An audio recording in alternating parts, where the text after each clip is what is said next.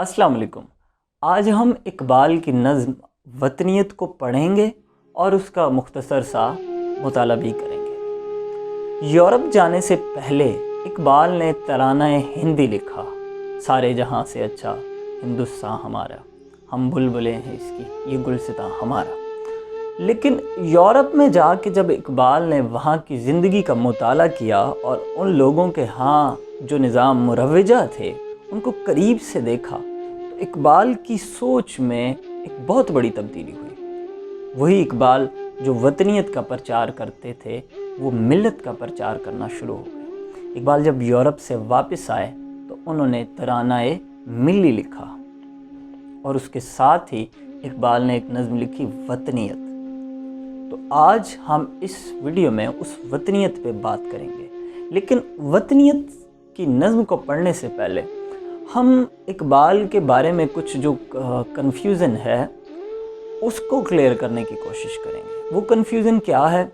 एक तो इकबाल की जो वतनियत का तस्वर है उसको गलत जो है वो उसकी तफ़हीम की गई, उसको गलत तौर पे समझा गया। यानी कि वतनियत अगर हम एक अपनी ख़ित्ता ज़मीन से मोहब्बत, उसकी ज़बान से मोहब्बत, उसके लोगों से, उसके रहन सहन से, तहज़ीब और सकाफ़त और तहज़ीब से मोहब्बत, ये एक इंसान की फ़ितरत में शामिल है।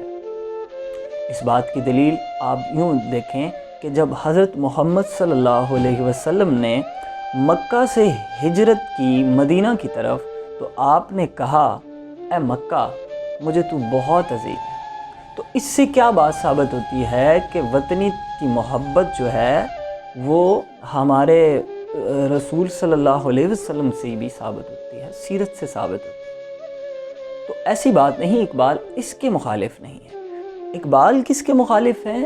वो नज़रिया जो यूरोप में पनप रहा था, यूरोप की वतनियत, इकबाल उसके मुखालिफ है। आपको पता है कि यूरोप की जो वतनियत है वो कौमियत बेस पर है। आज अमेरिका में जो सियाह फाम अमरीकी जो है वो पुलिस के हाथों मरा, तो आप क्या समझते हैं कि ये सारी बहस क्या मज़हब पे है? नहीं, बल्कि कौमियत के बेस पे ये सारा हंगामा हो रहा है। तो इकबाल ने ये बात महसूस कर ली कि यूरोप में और इस तरह दीगर कंट्रीज़ में कौमियत की बेस पे वतनियत है।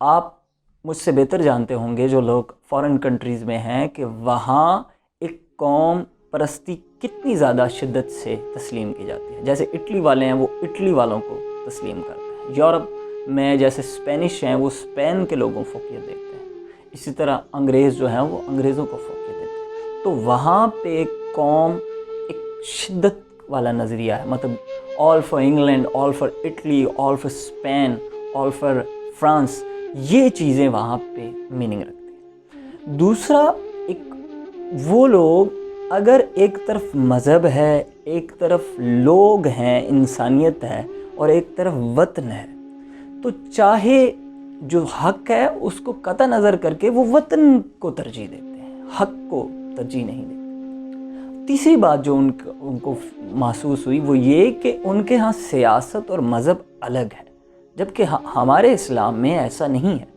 हमारे इस्लाम में सियासत और इस्लाम दोनों एक प्लेटफॉर्म पे चलते हैं आगे।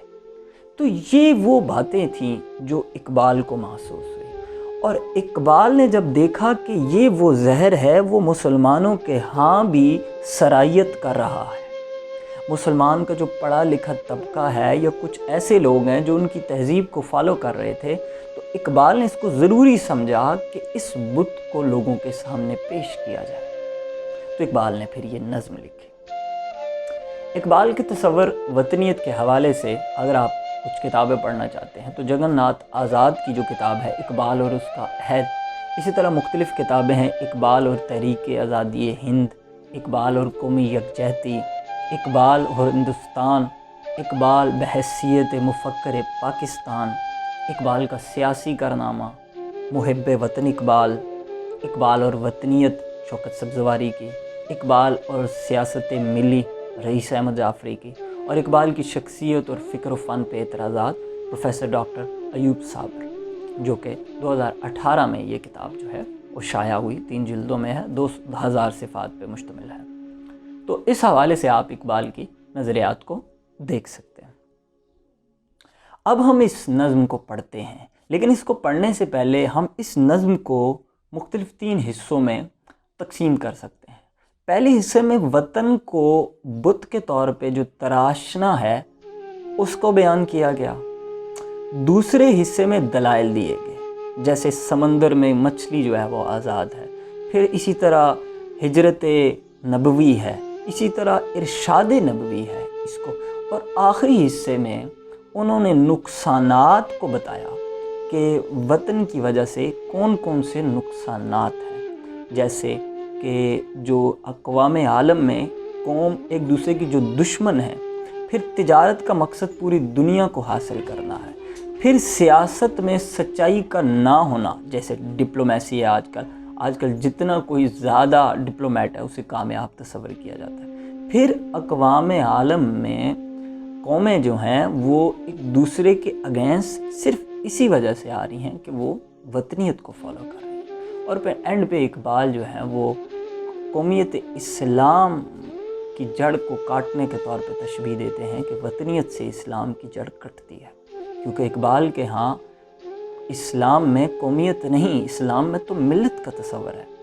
اقبال تمام دنیا کے مسلمانوں کو ملت کے طور پہ لیتے ہیں۔ دیکھیے فلسفہ اقبال کا کہ کوئی انسان کہیں پر ہے، وہ اس ملک میں ہے، دوسرے ملک ہے، اس نسل کا ہے، دوسری نسل کا ہے، گورا ہے، سفید ہے، کالا ہے، یا اجمی ہے، عربی ہے، کسی بھی علاقے سے ہے، کسی بھی تاریخ سے ہے، وہ ایک اکائی میں ہے، اور وہ اکائی ہے اسلام۔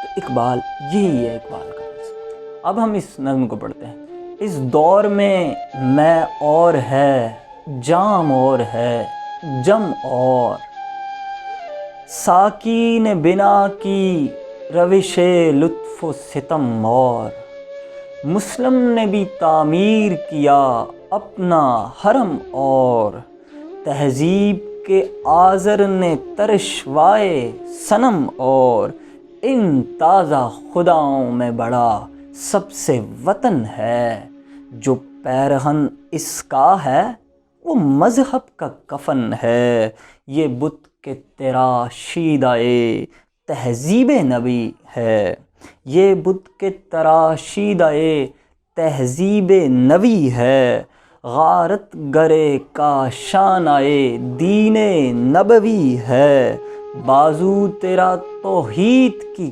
قوت سے قوی ہے، اسلام تیرا دیس ہے، تو مصطفی ہے، نظارہ دہرینہ زمانے کو دکھا دے، اے مصطفی خاک میں اس بت کو ملا دے، ہو قید مقامی تو نتیجہ ہے تباہی، رہ بحر میں آزاد وطن صورت ماہی، ہے ترک وطن سنت محبوب الہی، دے تو بھی نبوت کی صداقت پہ گواہی، گفتار سیاست میں وطن اور ہی کچھ ہے، ارشاد نبوت میں وطن اور ہی کچھ ہے، اقوام جہاں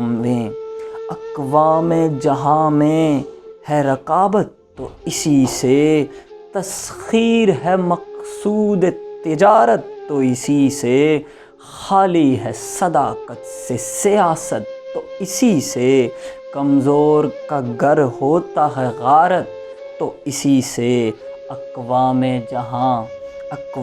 میں مخلوق خدا بٹتی ہے اس سے، قومیت اسلام کی جڑ کٹتی ہے اس سے۔ بہت شکریہ۔